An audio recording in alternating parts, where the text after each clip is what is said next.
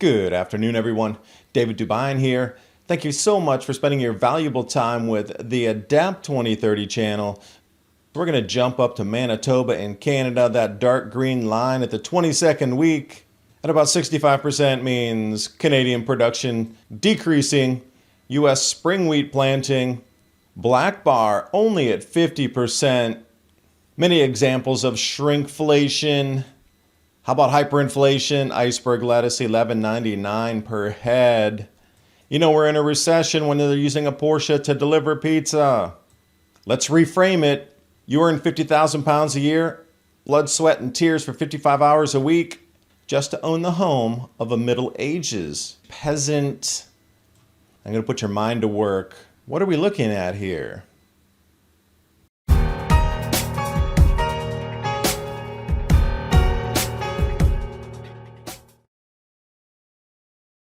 The CEO of Wells Fargo warns the worst is yet to come for Americans. Deutsche Bank is forecasting a major recession among similarities to the 1970s era stagflation and real wealth destruction. If the playbook follows the 1970s, gold and silver are the standout cheap asset from this starting point. Bloomberg Intelligence forecast $2,500 gold by the year's end. Meanwhile, Goldman Sachs, Wells Fargo see gold hitting record highs in 2022. Former Gold Corp chairman Ian Telfer warns peak gold has been reached regarding maximum output, and for that reason raised his forecast to $2,500 an ounce. Call the Patriot Gold Group today before it's too late. Patriot Gold Group has the no fee for life IRA, where your IRA or 401k can be in physical gold and silver, and you may be eligible for the no fee for life IRA on qualifying rollovers. Call 1-800-356-4470 for a free investor guide today. And with the knowledge that Patriot Gold Group is Consumer Affairs' top-rated IRA gold dealer from 2016 to present, click on that link in the description box below. And now on with the video. Starting off with a blast to the past. What year do you think these prices were for our petrol in America? 1986. A lot of 80s in the signs. That was the 80s. And looking back, I can't believe that the fuels actually leaded at that time. Well, let me show you a lesson here. They lost their freezers for all the ice cream from here all the way down. They had to throw it all away. So, what's the takeaway from this? If your freezer goes down and the emergency electricity gets shut off, you're going to have to immediately pull that frozen food out and start canning it, because they've lost everything twice out of here. They couldn't get it fast enough into the back freezer, so it melted and they had to throw it all away. Now, that's okay for a company, but when your life is on the line and you're losing your foods and your preps, you're going to want to think about immediately the electricity's out, you fire up your burner and you start canning off propane immediately in a pressure canner. That's the takeaway for me. And speaking of losing something, how about cash out of your pocket through inflation? We're officially in a recession. You know it, because when you have a Porsche, as a pizza delivery driver, things have definitely gone sideways. Well, actually plummeting off a cliff for the stock market, but don't worry. If we go back to October of 2021, just a few months back, remember when the Fed decided to ban policymakers from owning individual stocks and everybody celebrated, yes, they can't insider trade. But look where they exited the market after they passed their own laws to make them exit the market. They were forced to exit through legislation. So look for a giant signal in the news again. If other policymakers are forbidden from being in the stock market, that's going to be another signal. You should also exit. Because we're looking at hyperinflation here. I cannot believe this is in Australia. $11.99 for a head of lettuce. How much are the peppers and the cucumbers on the right? $6 each. At these prices, it's truly unaffordable for people to eat. Hence, you're going to need to grow your own food. But if we're still going to go into a supermarket and buy things off of the shelves, shrinkflation is what you're looking for.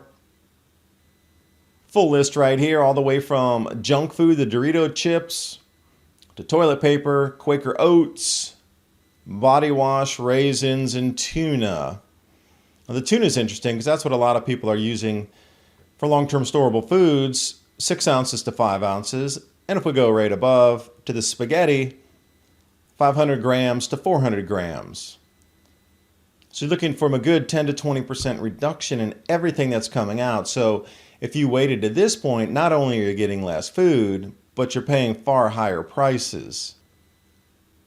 I found this great chart here of Statista, the grocery shopping type in the US currently this year. So that shrinkflation matches right up with what you're going to see in the supermarket. So 72% of all purchases for food are made in supermarkets in the US. Then we go up to these superstores and the box stores and your local bakery and deli, and those numbers drop from 3/4 of purchases down to 1/4 of purchases. And then one that grabbed my attention here was the online purchases. 21% have that food delivered to their home. Now, what happens if the supply chain breaks down? Or there's some sort of disruption in fuel supplies? Then we get to the farmers markets and then the discount store. That would be something like Ollie's. And a convenience store, that is so expensive when you're getting to that point. But the organic food store is even more expensive. And the drugstore, something like Walgreens, that'll bankrupt you going in for a few items. But the farmers market's the thing to think about because, we've seen the regulation through the vid. You may have or may not have to have some QR code to go in there. A lot more regulation coming down with what can be sold in these farmers markets. And especially now that we're going into what would be considered food insecurity or food shortages at the end of the year, especially around harvest season. Farmers markets are going to be just a completely different animal, no pun intended, than we've grown up with. It's going to change more. There's going to be more control. There'll definitely be security there. There'll be, maybe shoplifting occurring. And vendors really are not going to want to spend that time to go into the cities, especially with this high fuel price. So start to know your local farmer and actually go out to their place if they allow public visits, buy direct, and you're going to watch this whole landscape change where I could envision instead of a farmer or food producer going to farmers markets on Saturday, you'll do something very similar online where you'll book an appointment to go out to their farm using Calendly and pre-ordering what you want to get, and they'll have it there ready for you. It'll be your responsibility to use your fuel to get to the food point versus what it's always been. They rock down there on a Saturday, you roll through and you buy. I think there's going to be a lot of changes. I can just see that already. So be prepared to adjust and know what you're adjusting to, especially with these farmers markets. And a blast from the past. This is super interesting. A quick reminder, under the current system, you need to earn 50,000 pounds a year, work 55 hours a week of your blood, sweat, and tears, just to own the home of a Middle Ages peasant. Puts it into perspective and almost makes you ask the question, are we worse off than the peasants were during the Middle Ages? Obviously we have better medicine, but in terms of the basics of life being met, where do we sit in comparison? Let's talk about food for a second here, and I want to go to the global share of exports here. Starting off in Ukraine, keep your mind on oils as we move through these next few slides, and also wheat at the very bottom, 9%. So as global exports, this is the total amount of the entire planet that's coming out of Ukraine. So about 10% of the wheat, we'll just round it.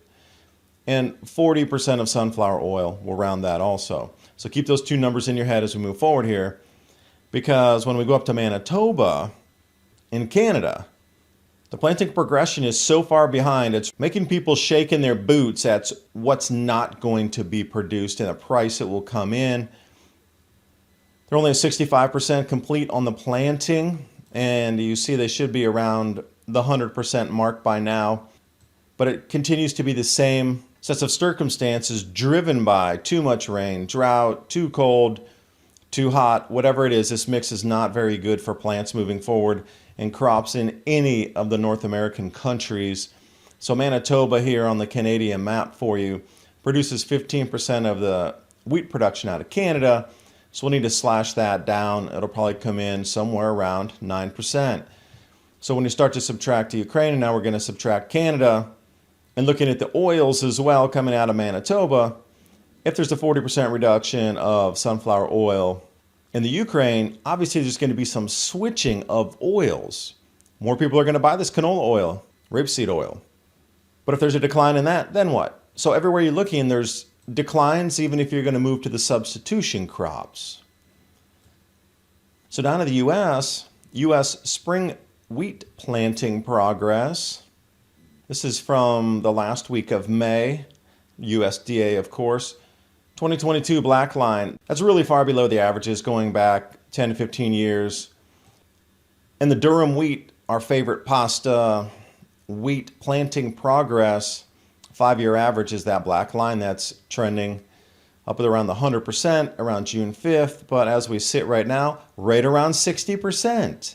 It's interesting how all across North America, everything's trending around 60% when it should be around 100%. So we know there's going to be some crop losses involved in this.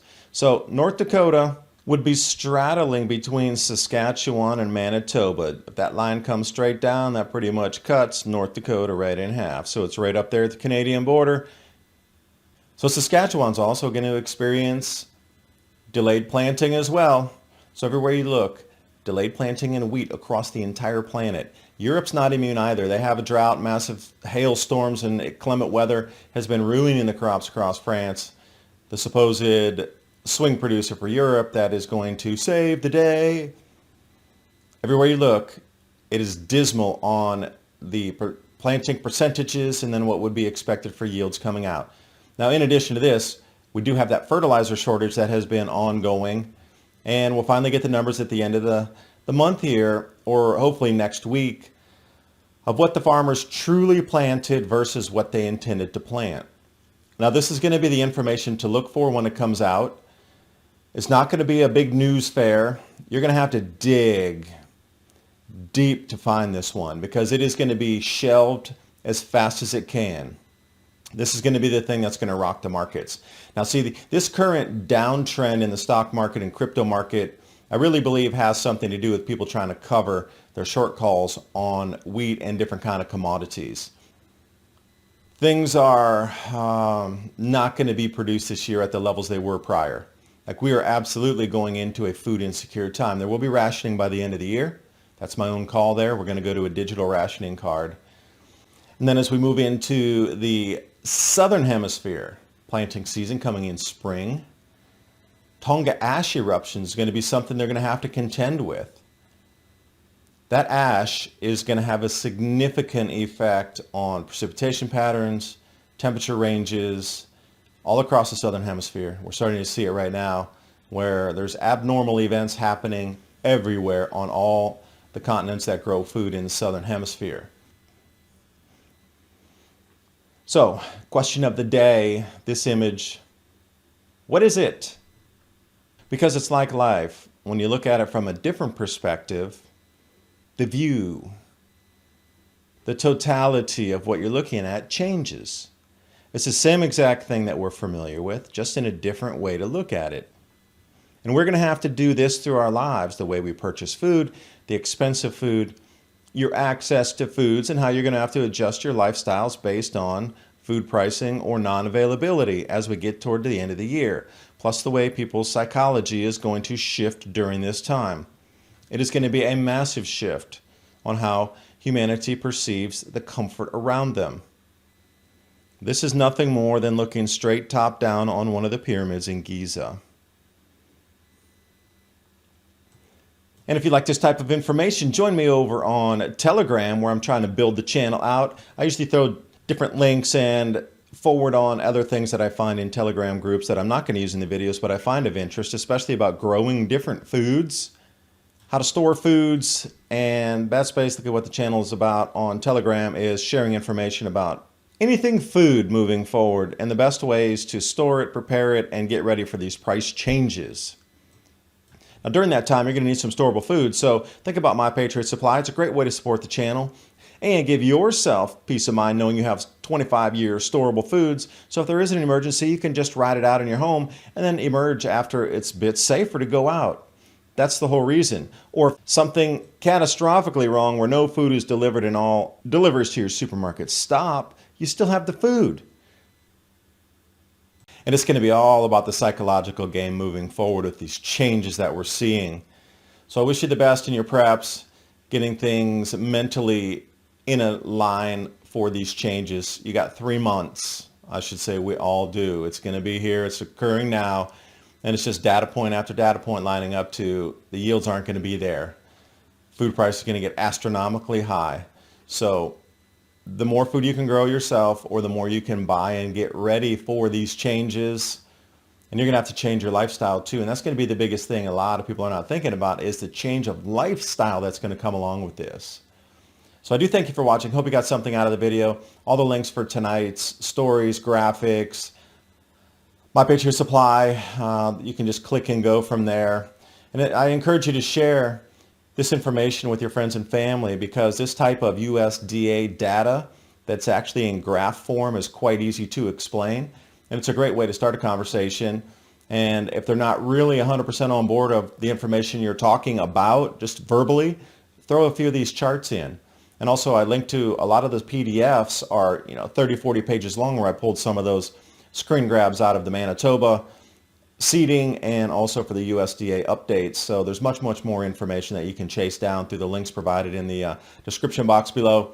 And did I say, oh, by the way, My Patriot Supply as well. So thanks, and I'll see you next time. Bye for now.